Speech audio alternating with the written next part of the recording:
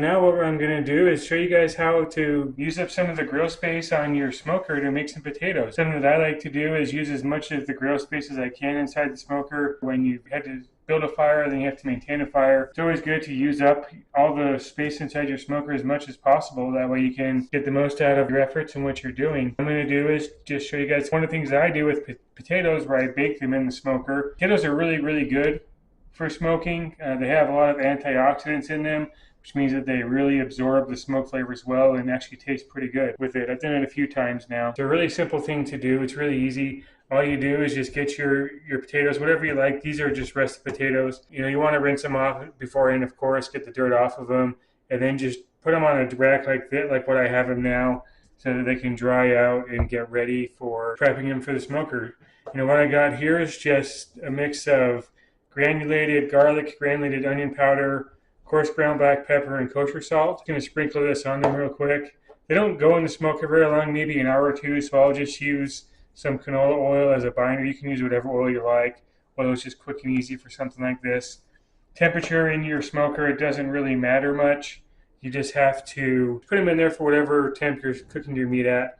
Just leave them in there for a few hours. Just get a fork and poke them, and when they're soft, pull them out, and they're done. We'll go ahead and get started with this. Hit them real quick with the spray.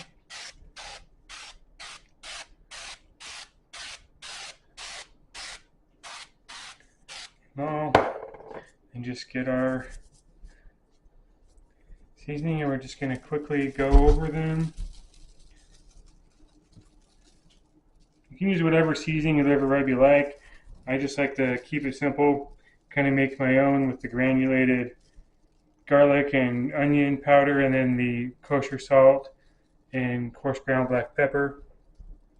But it doesn't have to be anything complex. You could just do salt and pepper if you wanted, just salt, whatever you want.